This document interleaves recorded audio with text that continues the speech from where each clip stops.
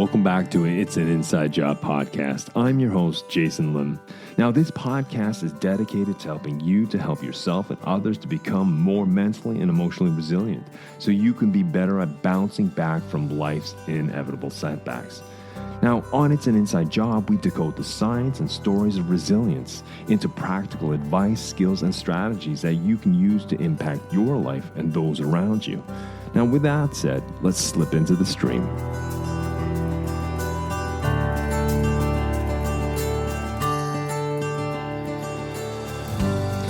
Hey folks, welcome back to the show, It's an Inside Job. I'm your host, Jason Lim. This week, we are going to dive into our near future, a future that in some extent has already arrived on our doorstep. And that's the future of AI and how that will affect us as individuals, as organizations, as societies. I mean, many of us have fiddled around with AI, whether it's on Spotify choosing our music, whether it's with ChatGPT or Gemini, whether it's using it for art or just the curiosity in itself that has triggered us, how it's made a lot of our tasks a lot simpler, much more efficient. But as AI grows, as it becomes more dominant, and it's not just in the foreground, but it is weaved into the background of our lives, the question is how is AI going to influence us on so many different levels?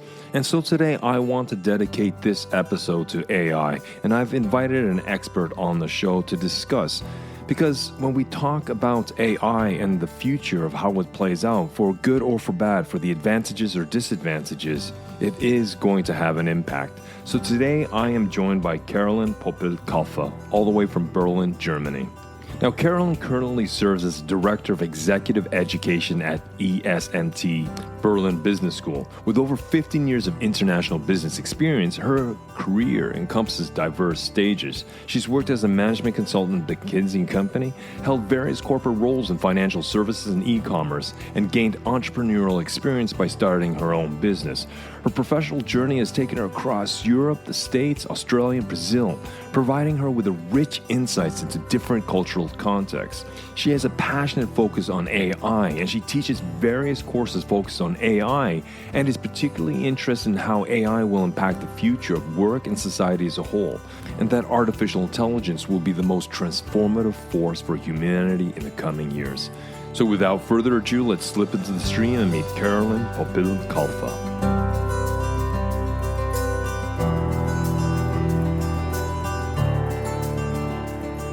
Well, I'd like to welcome everyone back to the show. Carolyn, welcome to It's an Inside Job. Hey, good morning, Jason. It's a pleasure to be here. Yes, we are connecting between Oslo and Berlin. Interesting connection. Could we kick off the conversation by you briefly introducing who you are and what you do? Yes. So my name is Carolyn Poppel-Kalfa, and I am a Director for Executive Education at ESNT Business School, where I focus most of my time on educating mid to senior level executives on topics of artificial intelligence, which is my absolute passion. Before joining academia, I have had a long career in management consulting, corporate strategy, and actually a management career in business. But now I'm really focusing on AI. And privately, I am a mother of two young boys. So I'm also very curious to see where this new technology is taking us. Yeah, I think for many of us, AI came onto the sort of in our consciousness, I guess, literally months ago. And it's kind of the new cool tool. But in our pre-conversation, I think there is a much deeper conversation that is needed, and especially from how you articulated. So let me ask you, to start off general, why do we need to talk about AI? And not just leave it to companies to just, do what they want. Why do we need to have a deeper conversation about artificial intelligence? That is a very good question, Jason, to start off, because it seems to be obvious, because there is not a day going by where isn't something in the news about AI, and maybe there's already some kind of AI tiredness about this hype. Nevertheless, I think it's extremely important that you and I, that let's say, normal, regular individuals talk about this topic and do not just leave it to the realm of business and just focus the discussion of how AI, as many studies already quote, will create billions of dollars of productivity gains around the globe and make our life faster and better and more productive. I think it goes much deeper, and that's why it's so important that every person gets a perspective and an awareness of AI. And let me give you like 2 or 3 specific reasons. While AI, at least in the media, is predominantly discussed on the business aspects and how it affects processes, AI is already and soon even more affecting many facets or almost every facet of our daily lives. The recommendations that you get on your streaming provider for music, for video, the news that you read, the influences that you look at on Instagram and TikTok, some of them are avatars already. So AI is entering our space and our daily lives and subtly influencing our decision making. And I'll come to that in a moment. That's what we would refer to as agency, how autonomous our decision making is. And so this first element is like everybody needs to be aware and conscious that the decisions that we make may be more and more influenced without us knowing by a different algorithm or an artificial intelligence. So we need to critically evaluate our choices of decision making. The second aspect why I think this is extremely relevant is that AI is going to impact the job market in positive but also in negative ways. So certain tasks that have been predominantly performed by humans may be or potentially will be executed and automated away and be done by a machine. And that is not just like the physical tasks in a production chain, but particularly like what we call white-collar tasks, cognitive tasks. And we have already seen the first effects of that with companies like Klarna, the payment provider, laying off 700 people in their call center because now chatbots can do the work a lot more targeted and efficient than humans. So job displacements are happening and will probably happen more. On the other hand, new job profiles will emerge and new tasks will be required. So I can't tell where the net balance of this is going to be, but it is for certain that we will see changes and that people will be affected. So they will need to prepare for that. And in general, I think this is such a transformative change that is happening right now that, we need to be prepared for the future. We need to empower ourselves, read about it, be smart about it, and just, be proactive about it. And that's why I think everybody should get interested and engaged with AI. I find that very interesting where you're saying where it could actually limit our sense of agency, our sense of autonomy, where we are maybe passively giving over our choices of what, for example, the news we watch to algorithms and AI and the combination of that. I mean, we can educate ourselves, we can become more aware of it, but down to the individual, such as you and I, Jane and John Doe, per se, how much does an individual, can he or she actually influence this? I mean, I guess it's already intertwined and embedded in our day-to-day lives. And as, again, forgive my layman's perspective, but I see this only increasing. But what choice can I have to do this to expand my sense of agency? That's a very tough question. And I think the bad news here is that you as an individual can probably not do so much because we are on the consumer end. Like we're not creating our own large language models. We're not creating our own algorithms, or at least few of us do. So we have to accept the fact that we are on the receiving end. So what you can do is, and I think that's a super important point, is like keep this critical mind. You need to always, and increasingly so, question, at least when it's relevant, what you see. So I think there is one element where it's just Spotify suggesting you the next song. And, that's nice. Maybe I just wasn't even aware of the song.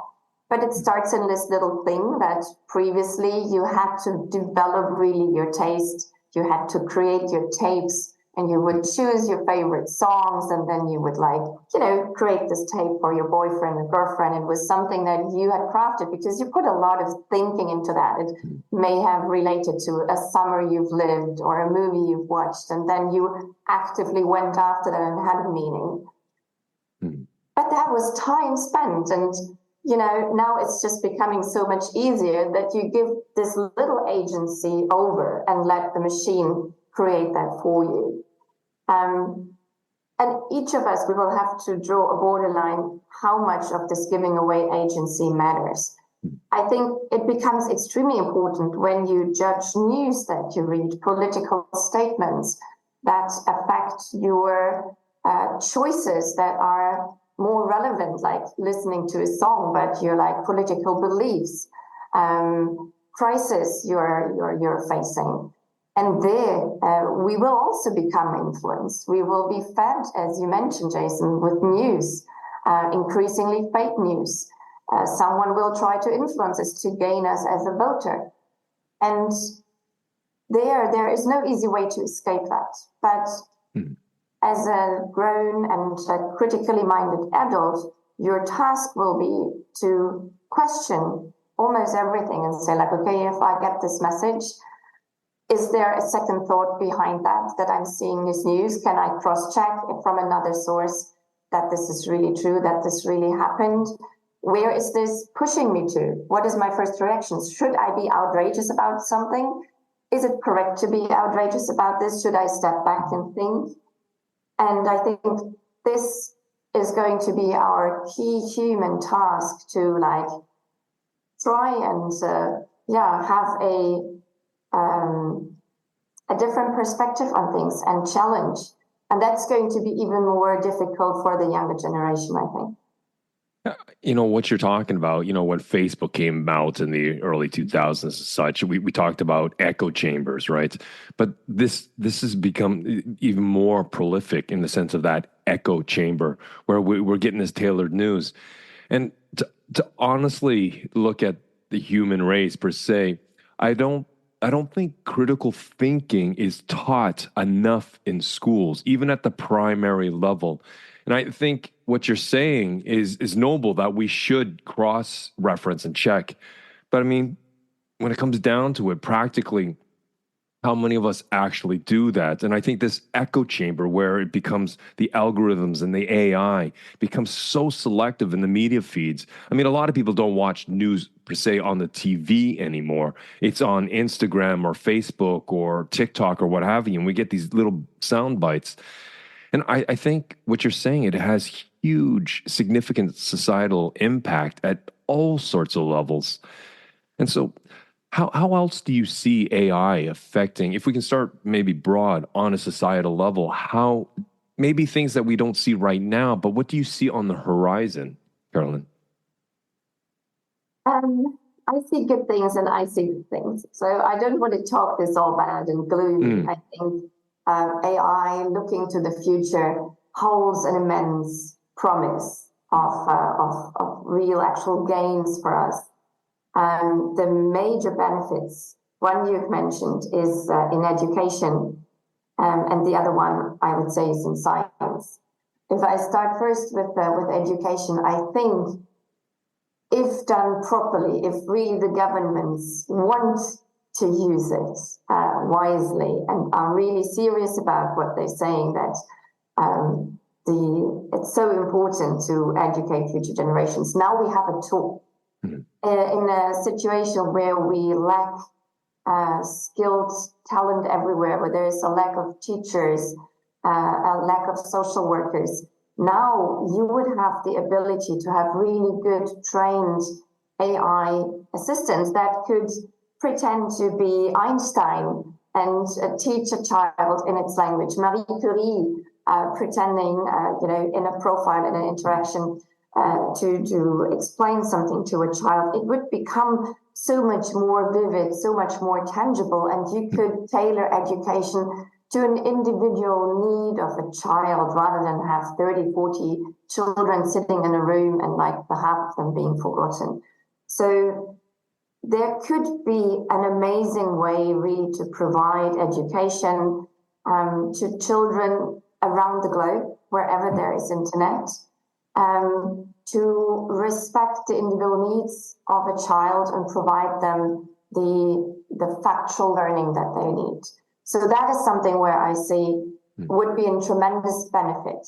And then the humans could focus on, let's say, the social learning, right? If you would have, let's say, 2 really good hours with an AI trainer to learn, let's say, like the factual basics about things, then you could have 2 to 3 hours of social learning, of just being outside with humans, with other children, to make the experience that are so necessary to, create social bonds, to live conflict, how to come to agreements. So we could have really a specialization and dedicate our resources to where the humans are necessary, where the humans are good, and have all the expertise learning done by someone who is probably even better than a lot of school teachers. And my apologies to school teachers out there, but I mean, it's hard to compete with an AI that has been trained on all encyclopedias of the world. Yeah, that's fascinating in the sense that, we're Generation X and we had to study from textbooks and such, and students do that now. But as you said, the AI can create a very bespoke learning development curve for children everywhere, depending upon their need. And I think what you're saying is then we can shift to increasing the know-how and the psychosocial emotional intelligence, the socialization, because I think that's still what's going to be so necessary is the communication, the collaboration, the creativity, the cooperation between individuals. And I think, again, this is my layman's perspective. I think what we see right now is sort of the dark side of these smartphones that we have, where kids have become much more isolated to some extent, where stress and anxiety and depression have increased. And although that is very unfortunate, I still think we can maybe learn from that and maybe to create new systems or new regulations to help in the educational process. Because, as I said, I like what you said. AI is not all negative. There's going to be a lot of benefits, but we just need to be cognizant of shaping that and not just letting it sort of organically happen, but, actually sculpt, perhaps. This is just my take on things. No, I think it's a very good interpretation, and I would like to build on that because Please. Mentioning that AI can, let's say, augment our own intelligence. It can help us to get smarter in certain areas. So that should hopefully, free up time, and it should help us dedicate on our true human skills of where we have an actual advantage over the machine. Like in our cognitive capabilities, we will soon not have so much advantage over AI. So that brings us to the basics of like, where do we excel and where it's necessary to excel? And that's exactly the point that you mentioned. It's in the community, it's in the human traits. So that humans actually learn well how to communicate, how to build this critical thinking, how to build socio-emotional relationships. That would be a core area to focus on. And that's now where I'm also most concerned, if I'm honest, because I think that's, and you asked me initially, what's in the horizon, what's coming, what's the good side, what's the bad sides. And I think one of the key risks is that the amazing advancements of AI, of how it will make our life easier, and if you may say so, that this is also opening a door to human weaknesses. And what do I want to say with that? We've seen it already with social media, especially with the younger generation, how they might escape actual challenges in the real world into a virtual world, just or a digital world, by chatting to people that are far away, that are not in their classroom, that they don't have to engage with, because it becomes easier. How they're, going into a gaming world, into the metaverse, whatever. And I think AI will make that a lot easier with tools like Companion AI, where you just create your AI group of friends and characters that you can chat away with. It's going to be characters that understand you, that understand exactly the troubles that a 13 or 14-year-old goes through. And you feel that relationship. Only it's not real. It's not a real human.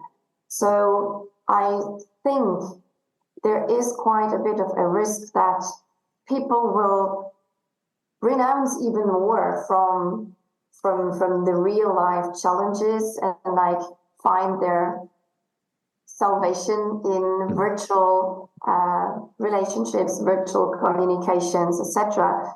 And we unlearn what it is to really interact with the human in front of us, to learn the mimicry, to look each other in the eyes, to hold eye contact, even if it's unpleasant because it's a critical or difficult situation.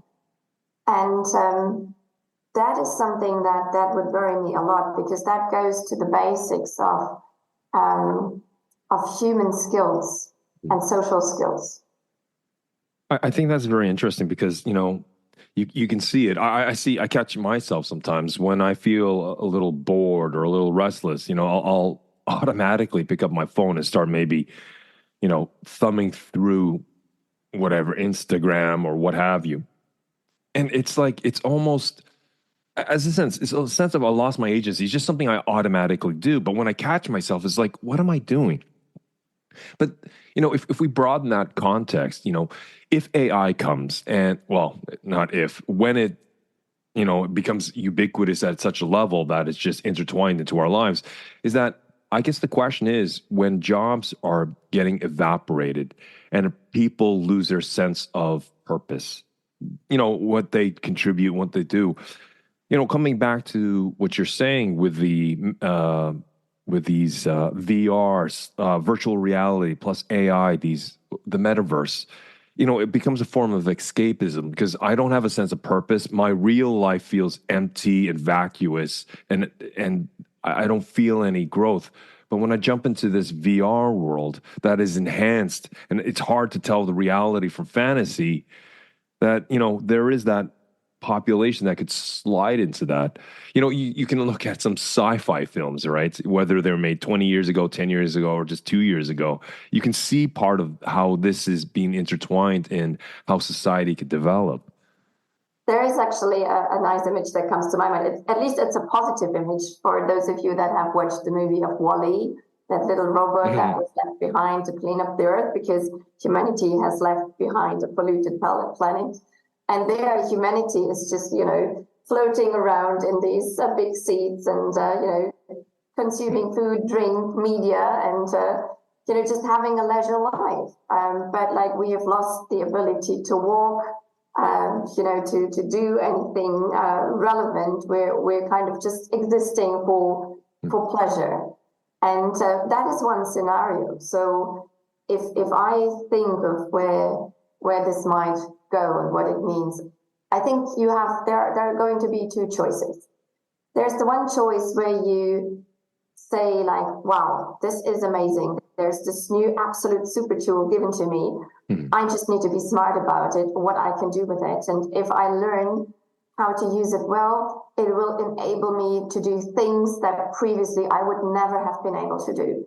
So people will be able to start a company and do things without having to hire people, without having to have all this cost that previously they wouldn't have been able to afford to. And they can just start doing something. it's amazing what you can do already today, like as a one person with the help of AI, of really starting to create and make a living. If you have a good idea, right? You can become increasingly creative in composing music, and creating imagery. So it can enhance the arts. I'm positive that it's not necessarily only a threat, but I think there is going to be a way for people where AI is going to be a superpower that augments your reality, rather than substituting it. That's one way. I think that's, just from my own personal experience, my son is 20 and he's always been sort of creative with concept arts and graphic arts and such. And at first, when he was 17, 18, he goes, Dad, with the AI, it's going to completely crush my industry. I said, well, look, let's be more open-ended. Yes, there's going to be certain things. But now, now he's 19, 20, he actually interacts with ChatGPT 4.0. Or 40 or whatever the number is. And he actually uses it. He interacts with it to create certain concept arts. He'll say, this is what I'm looking for. This is what I'm looking for. The AI will generate something for him, but then he will take those raw fundamentals that the AI, but then he will tweak it. He will create his own way of looking at it. He will touch it in such a way that it becomes his. But yes, it's being augmented by AI. But the process of what he's creating is so much more faster, so much more rewarding for him. And I know this is just a very simple personal example, but it's a way that I see my son where he takes more agency, where he's actually using it as a tool, not seeing it as a threat. Yes, he's not blinded to the fact that there are going to be certain things that are faster and faster and faster. But as things develop, and I'm actually very proud of him, he's taking the initiative to get on top of things, to learn it, to think in different ways, just as you've recommended, how he can use it to his advantage, how he can use it to benefit himself for whatever career may be that he falls into or designs for himself. I think this is a great example. Thank you so much for sharing. This is exactly the point that I would like to make, because there you see in your son someone who is in a situation where a task could just be completely automated away. Like, okay, now AI is doing this better and faster. But no, you can now think of like, what do I do with this? And like maybe even unconsciously, he's starting to upskill himself. He's learning a new skill of working with the AI. And there are amazing tools out there in the market for graphics design, for imagery, video, etc. So he's learning something new, and he's taking it to a new level. He's working with it, and he's taking himself to a new level, and he's taking the output he's creating with it to a new level. And that is the path that I would love to see for many, many people, like working with this. However, that requires an attitude, Jason. That requires an attitude in your son to say like, oh, okay, now what do I do with this? And wanting to go after something. Because what can also happen is that, and maybe sometimes it's not so easy to find a new way of doing something. Like, I don't know, if you have been processing bills or screening profiles or writing product descriptions, now it's an AI and it does it in 1 second and much better than we did before. And then it's like, okay, so what do I do now? Sometimes it's maybe not so obvious, like, what you can do now better or instead.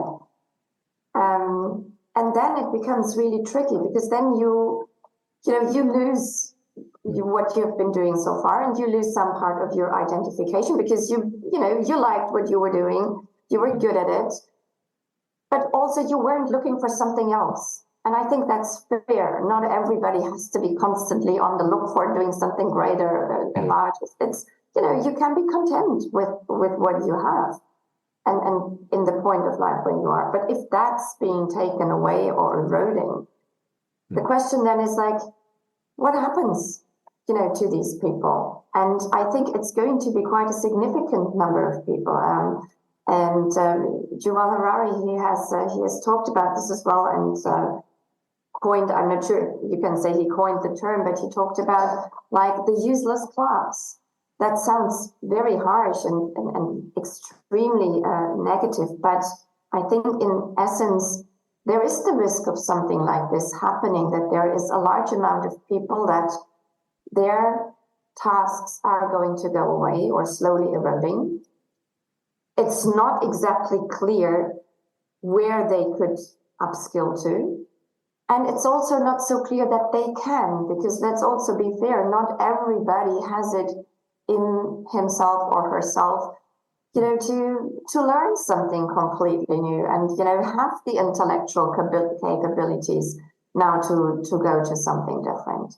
And that is a risk that is, I think, very material, very realistic. That's up on the horizon. That's potentially creating a larger divide even in our society than we have today, to the ones that are able to go with this AI wave and move a level up and benefit from it, and one part that is just kind of left behind, that have become useless.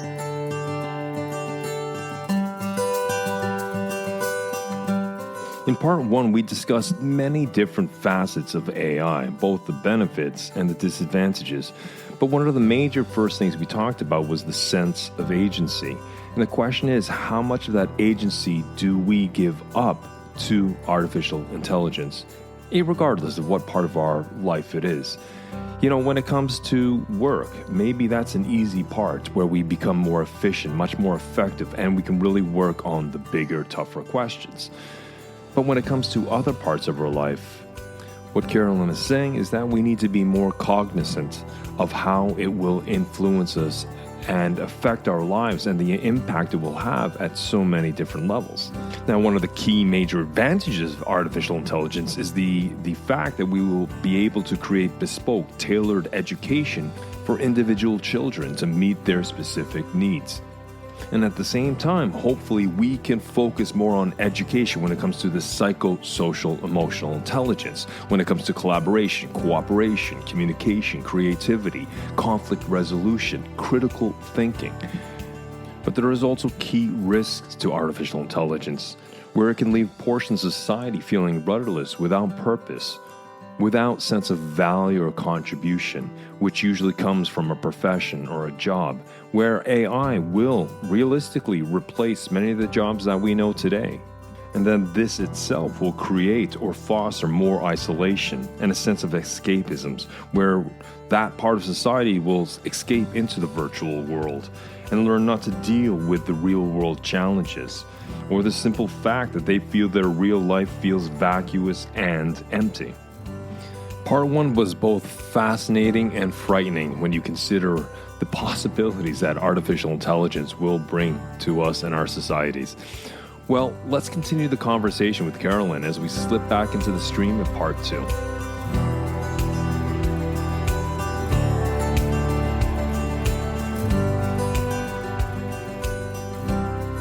It's hard for me to wrap my head around it, but I can see exactly what you're kind of saying per se, but because right now, as you said, blue collar work, a lot of that is going to disappear.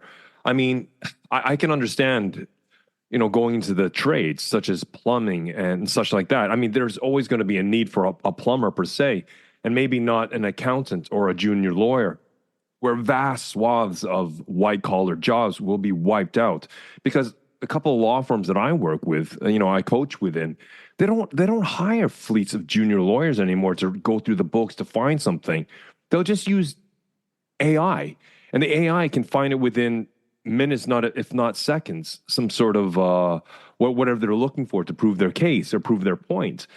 And so how realistically is it, as you said, for people to upscale? They may have the mindset, I need to improve, I want to go, but they're kind of stuck. They're 40 plus, 50 plus at some point. Then I can see someone who's 20 who has the flexibility and the know-how and such. But again, it's not always an age, but it could be a mindset thing. This sort of, what did you call it? The useless class, or the, Yeah. Like you can see that. What happens in that case, right? Does that create ghettos? Does that create stratification of layers through society, which you already have, but will that become even more intense? It might be, and I would I wouldn't necessarily say that this is only a question of age. Firstly, because I've seen like golden ages, extremely agile and capable and wanting to embrace new technologies. My father is 84 and like he's WhatsApping and emailing. And I find that sometimes pretty impressive when I struggle with my online banking. So it's not necessarily a question of age. I think it's a question of attitude plus opportunity. And you've mentioned this example of for example, law firms not wanting to hire junior lawyers because the low-hanging fruit, the simple tasks will be performed by an AI. And there, I think we touch another extremely interesting topic to which I don't have the answer, by the way. It's no, I don't think anyone does right reflection. now.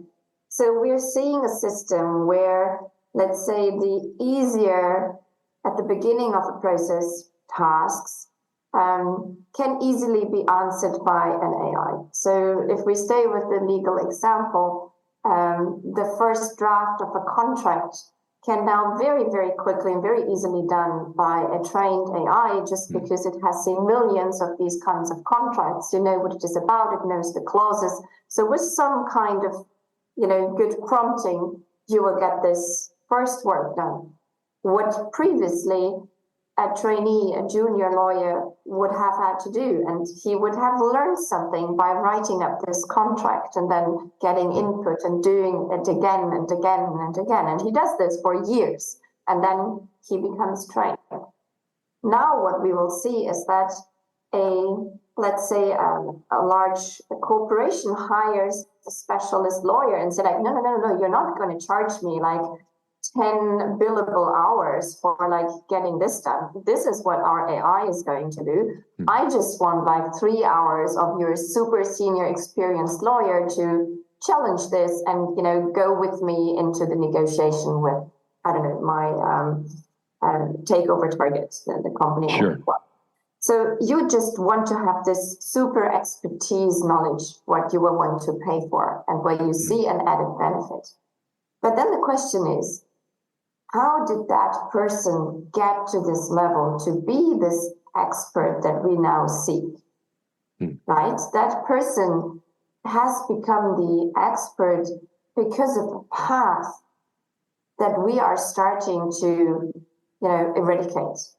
That path was being like the junior associate, it was being the intern, it was like reading all these contracts, of writing it up, of getting it wrong, of being frustrated, of being told off, of working through the night and doing it again and again and again and again.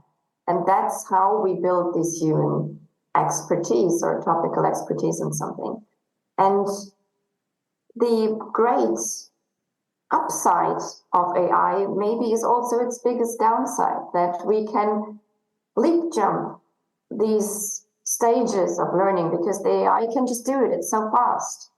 But if we leap jump this, what does it do to the now 20-year-old law student? How is he going to learn this level of expertise that we would require from him when he's 40 or 50? And, I think we will see this in many ways now. Like, how do we combine the benefits of the technology to accelerate things, to become more efficient, just, go quickly over all these ground steps and focus on the hard stuff? How are we going to do this? I think that's very interesting when you're talking about sort of leapfrogging, where the learning, there is a learning curve, and it's the subtleties, it's the small nuances that we learn to stitch together the entire knowledge. It was very interesting. I think about 6 months ago, I was reading an article about sort of general practitioners, our family doctor, where that maybe in the future might peter out, it might disappear because, general practitioner, he or she will pull from their experience, but sometimes, we have these things like sniffles or cough or sore throat, but it can mean many different things.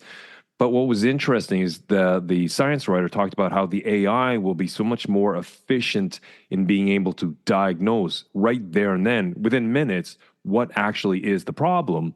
And then it'll speed up that process. So the question of general practitioners, will they disappear? And to some extent, well, maybe there'll be a practitioner, but with an AI assistant per se.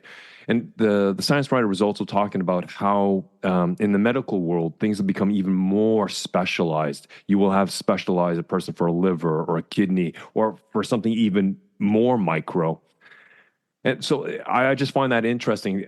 Forgive me, but I just wanted to kind of to make that connection. And the question is, those specialists, how do they go through? And I guess it comes back to what we talked about earlier about education, where the AI might create a very bespoke way of teaching someone, where the doctor may not have to know all the little minor details, but because of that augmented reality or that connection he or she has with the technology, maybe they themselves are able to diagnose at a greater level. Again, like my son, being able to use AI as a tool to create more agency, to create a faster process in which he creates his whatever, his image or whatever he's developing, but that doctors or lawyers may be able to do this. I'm just kind of my brain's just kind of spitting out a lot of things, but it comes back to what you're saying. It's about the leapfrogging and the learning curve, the experience that can refine our approach to different challenges in life. Yeah, and I think we are, again, also coming back to your question initially, like what's up on the horizon. I think up on the horizon is a future where it's all about human-machine collaboration. So where the human complements the machine and vice versa. So staying with your example of the medical doctor, I think the machine will be of great help to assist experts in making their diagnosis, in double checking. So there is a huge upside in that. And I think over time, the acceptance will also go up because we haven't touched upon this yet, the trust in technology, the acceptance of something.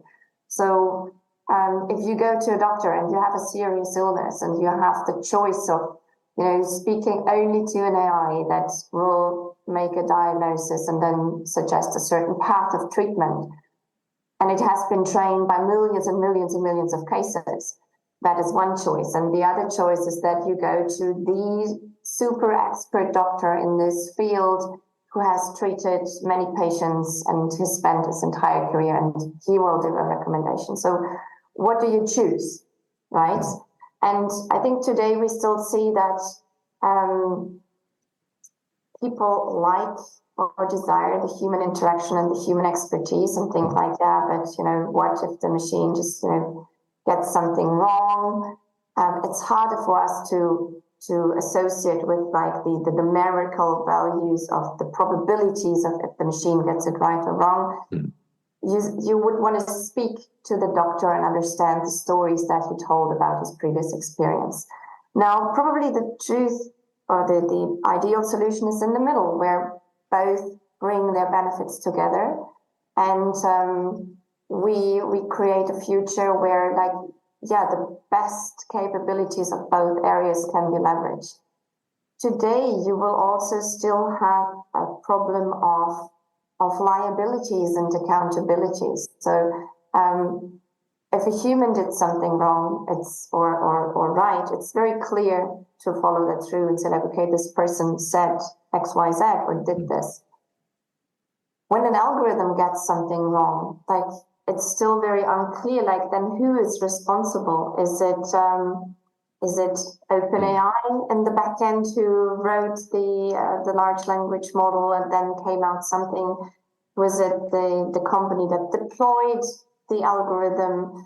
So there is still a lot of uncertainty, actually also legally, how this is going to play out in terms of accountability. And that is also still impacting of how willing we are in relevant situations to jump on the technology and make them something that we might become liable for. But looking again at the bright side, I think there is a lot of potential in this human-machine interaction. It just has to be done wisely and consciously. And that spins back the loop to what we discussed at the beginning about agency, of like the human keeping its agency, its autonomy in its decision-making, its intent, its responsibility, and not just handing this over entirely to an algorithm. Yeah, it's an incredible space in which to have this discussion, because there was another article I read where the AI is able to go through, if looking for new antibiotics or new vaccines for such things, where the AI is able to go through trillions, literally trillions of different formulations in parallel and come up with a number of suggestions and why. And I can only see this increasing, where maybe diseases that we have now that are shot by bacteria or viruses and such, they may not even be a thing in the future. And coming back to what you said, if we looked at sort of more of the positive side, where I don't think it's either or, I need to talk to a machine or I need to talk to an experienced doctor. I think it's exactly what you articulate, somewhere in the midway, where I think back to the top of this conversation, when you're talking about education, where the focus will be more on the psychosocial, emotional connection between human beings, where we talk about empathy, where we talk about compassion, where we talk about relating and understanding, communicating, and collaboration. And I could see, if we funnel it down to the doctor, where that doctor, he or she has had this psychosocial emotional intelligence that we can simply call bedside manner, but with an augmented assistant AI, that human being will be able to tell the patient to walk him or her through what the challenges are. Because I agree with you, at the end of the day, regardless of the technology we have and how advanced it gets, human beings are still human beings. We need that social connection. That's how our brains are wired, right? That social emotional cohesion that we need with others. And so I agree with you. It'll probably be somewhere in the midway, but maybe I'm painting a very flowery, rose-colored future, but that's I hope it goes. We need to maintain an optimistic view. Actually, I get told off here at home by my family that I'm like the dark sci-fi lady, just looking at the negative sides. And I do admit I have sometimes a bit of a pessimistic view, but just to you said something beautifully here. Like, I mean, in the essence, we are humans with our human strengths. And that's why I think what we're currently living through is so transformational, because in any other previous development that humanity has seen before, we were still the only biological intelligence on the planet, right? We are on the top of the food chain, and we make conscious decisions. So when the printing press was invented, that was a major invention about the distribution of knowledge, of communication. So that was huge at the time. But still, like, it was humans who could decide when and how they would want to use the machine. They would decide which content they would want to have printed and distributed and in what quantity. So it was a human decision behind that, and it was the human intelligence. But now we have entered a space from which on, I think it's never ever going to be the same anymore. Now there is another intelligence, not a biological intelligence, an artificial intelligence, and that's what the term very rightfully says. There is now being. Sometimes I don't even know how to relate to it. That is already capable to reason, to take decisions without me as a human getting involved. It's the algorithm that makes a decision that it should recommend you this movie to watch. There was no Netflix programmer behind who said, like, you need to send Jason this recommendation. It was a machine that studied you, that studied your customer behavior data, that studied millions of other people, and took a decision that it's going to send you this movie. And it's learning. It's getting better by itself without us intervening. And that is a new form of intelligence that has never been there on Earth. And it's just exponentially getting better. And this is eventually going to, so that's why I'm saying like humanity now is definitely by going into a different direction because we are not the only intelligence anymore. This may be for another conversation, but just to touch on it, when AI and when quantum computing becomes fully online in the next, whatever, 10, 15 years, maybe earlier than that, then what do you have? That's a whole different level of intelligence. And the question is, does the artificial intelligence actually become sentient? Does it see, this is me? Like we can't prove there's consciousness out there, but you and I can say, yeah, that's me. We can look into the mirror and say there is something inside. And that's one thing brain science, neuroscience, cognitive sciences has not even touched based. What is consciousness? And again, this is a totally full of, I don't mean to go down this rabbit hole, but I just wanted to mention it with AI, sentience, and quantum computing. What is that going to bring? But I just wanted to kind of touch base on that. I'd like just to cycle back to, you teach courses to managers in different organizations and industries. What is your main concern when they perceive what's coming when it comes to embracing this new technology? I mean, what are some of the suggestions you're making or advice that you're sharing? Yeah, no, very good point to bring it back a bit on our globe. So I'm interacting a lot with managers that are working in companies already dealing with AI, and so I think the picture that we see is that it's not only a hype; it has really materialized. Almost every company is in some way or other at least talking about AI. Not all of them doing, but it's on everybody's agenda. Everybody's aware, and I think that's a very good thing. So almost all decision have understood that this technology is extremely relevant for them to embrace because it will have competitive impact on their business. So if they don't do anything, sooner or later, they are going to be at a disadvantage. That being said, the reality that we see is that there's a nice quote. AI is extremely difficult to get right, but easy to mess up. So,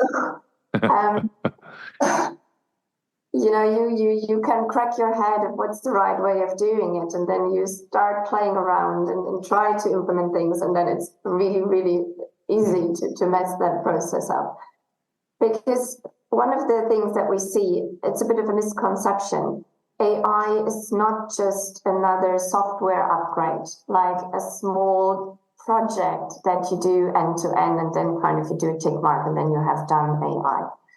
So what we see managers struggle with is that they say, okay, we have all this ambition, everybody's talking about AI, and we've started all these initiatives, and we have a bunch of use cases in our portfolio, and there's all these town hall talks and stuff, and we do AI, but somehow we don't see any benefit materializing, and things kind of get stuck, and we're somewhere on the earliest steps of the path, but we don't really know how to bring the ball over the line and just really actually see impact. And I think that is a very true observation, which you start seeing materializing on a larger scale as well. Like if you look at some of the recent news articles and also a study from Goldman Sachs, is that I'm not saying it's a bubble. I'm just saying that there is a lot of investment specifically in generative AI, and we yet fail to see the actual true benefit, like the value that has been created from it. And that is because it is really, really hard. As I mentioned, it's not just a software upgrade. It's a new way of working. It will change processes. It will change organizational setup in a company. It requires different skills. So AI will have connections in many, many dimensions. And very often a company focuses on, okay, let's define our AI strategy. We have our vision. Now we need to get the tech right. So let's hire some tech people and invest money in our infrastructure, and then it's going to go right. Only not, because you then start to see that your processes need to be changed, that the people need to be brought along, understand what this means. And that is a process that is very lengthy and very complex. And this is where we only start to see the beginnings of it. It's almost like trailblazing. I mean, there's, as you said, there may not be someone who's been before us in a particular industry or particular company, and what they're doing is like actually, with a machete cutting through the jungle, trying to find their way to where they need to get going.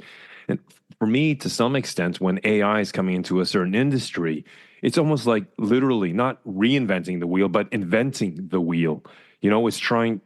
Who do you learn from? I mean, as you said, a lot of it may be trial and error, might be hit and miss, trying to find the right way. And I've had a couple of innovation experts here on the show, and I think the idea of innovative thinking, sort of this moonshot thinking when it comes to innovation, I think that kind of mindset really needs to be brought into a company where you have people who can think about this, who have the know-how or the intellectual capacity to create more buoyant ideas, to play with different ideas, and who are not afraid of maybe failing or making mistakes, but as steps of learning. And I think for me, working with all sorts of industries, what I work with, I think the slowest element is the human psyche, bringing people on to accept change. People are not so much afraid of change, but they're afraid of being changed, from my experience. And I think that is the element. It takes time to, as you said, to bring people up to speed, to get their buy-in, to get their sense of ownership. For me, it's a very complicated thing when you're talking about an industry, bring in AI, but also the people themselves when we're talking about reinventing themselves or upskilling.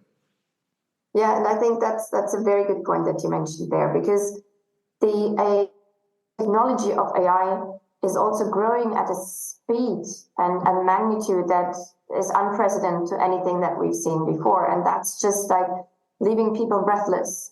Like there is no time to catch up. There's always something new, and it's just like on and on and on. And I think that's an element that overpowers people psychologically, but also factually, because the development is just so fast. But it also brings about an interesting discussion, which is a question I sometimes get from our course participants, saying kind of, should we now really jump into this and train our people and experiment and waste a lot of money and then build maybe some solution for our process? And in 2 years, there is going to be the next version of, you say, the next super language model that has multiple agents, multimodality, exponentially, I don't know, and it can do itself just by a voice command, and then it's kind of all obsolete, what we're trying to now learn and achieve. And then in 2, 3, or 4 years, there's going to be an easy solution to that. Should we not just rather wait and then grab that solution? And that is a very interesting discussion. And again, maybe there is not one true answer, because industries and companies are very different. I personally, though, would recommend always in this aspect that there is a benefit in the learning process, as you just mentioned, also in creating this innovation spirit of, nurturing that attitude. It's worthwhile starting to experiment now, maybe to fail, but there is a learning in the failure. And yes, maybe in 3 to 4 years, there is another solution coming out that makes some of the things that you've built obsolete. But you have invested these years in your organization to give it time to learn, to experiment with that, to start some of this change process that you mentioned, because that change process takes time. And so there is a benefit in starting early, and even if it's small. So in a defined environment. It doesn't need to cost millions, but just start in some place of your organization and start learning from it. And I think that would always be my advice. And I think that brings us back to the trailhead of our conversation when we talked about education and the new generations coming through, right? After Gen Z, whatever they're going to be called, Alpha or what? Alpha, I think it is. Is it Alpha? Okay. I'm losing track. But I think it's just that. I think, as you said, it's not learning things by rote, memorizing facts and such. But I think it comes back down to teaching kids at a really early level, critical thinking, innovative thinking, creativity, the it's okay to fail. It's okay to mess up, because I think this is what the next generations will need, those human skills. And again, back to something you so eloquently said, it's the social aspect. It's the psychosocial, emotional element that creating us as human beings. But I honestly, I think if we can focus on those fundamentals that we don't generally focus on in the education system. And again, I speak from only my perspective that I know of. But I think these human skills will going to become, they're going to be so much more apparent, as you said, when it comes to the organizations. I'm very respectful of your time, Carolyn. I was wondering, what last thoughts would you like to leave with our listeners today, whether they are leaders in organizations or they're thinking about making the next change or career, or how they can think about AI? Well, first of all, I would maybe want to say people that we start acknowledging and maybe also be appreciative of this amazing moment we're living. Like, we are a special generation or few generations that lives the birth of this amazing new technology. So this is a great moment to be on Earth. Together with it comes a lot of responsibility. So my second message would be like, be aware of what's happening and try and be engaged, involved. Since it's so young, since it's so early, we don't know where this is going. And again, I don't want to go in speculations of singularity, AI being sentient, etc. But if this were even a very remote option, I would just encourage everybody to have a bit of a pedagogical view on how you interact with AI, like how you would like to interact with another person, like kind of polite, sharing beautiful thoughts, using AI for good, maybe, if I can summarize that in a naive sentence. And then my third point would probably be like, embrace it, use it, experiment. It's not going to go away. No. It can be there to help us. So make the best out of it. And that's really just by playing around with it, downloading a couple of tools and using it and getting to know it. Yeah, when I'm interacting with chat or whatever AI, Gemini or such, I find myself saying please and thank you to the AI. That's very nice. I do that too. And I think that's a good way. Well, Carolyn, thank you very much for your time. It's been a very stimulating conversation. My brain's going down so many avenues into the future and how this can play out. And then there's no dead ends there. It just keeps expanding. So thank you for such an enlightening conversation today. I thank you very much for having me on your podcast show. It was a pleasure. You can tell that I'm really, really enthusiastic about this topic. It keeps my mind spinning most of the day. So thank you for giving me the opportunity to share some of the thoughts. Well, today we've delved into the fascinating world of artificial intelligence, exploring its myriad benefits and its potential risks. As we've learned, AI can revolutionize industries, enhance our daily lives, and, solve complex problems. But it also brings challenges like job displacement, ethical dilemmas, and privacy concerns. To navigate this rapidly evolving landscape, we must stay informed, advocate for responsible AI development, and, foster adaptability in our skills and our mindsets. And as Carolyn said, it's not to be frightened by the technology, but it's to approach it to be cognizant, to be curious about how the AI will influence us. But it's also to ask ourselves questions, to critically think about how much of our agency do we give up to artificial intelligence. And as we all know, we cannot stop the march of progress, the march of technology. It is a brave new world, and it has already arrived. The vanguard of artificial intelligence is on our doorstep. And I'm sure, very sure, this is not the final conversation. This is just the opening salvo. Carolyn, a personal thank you from me to you for spending some time with me today and sharing your opinions, your insights, and your knowledge about artificial intelligence. Both the good and the bad of what it may bring to us, the risks and the benefits. So thank you. It was a very fascinating conversation. Well, if you are interested to learn more, I will leave all of Carolyn's contact information in the show notes. If there is someone you know who you think would be fascinated and intrigued by this conversation, please share the episode with them.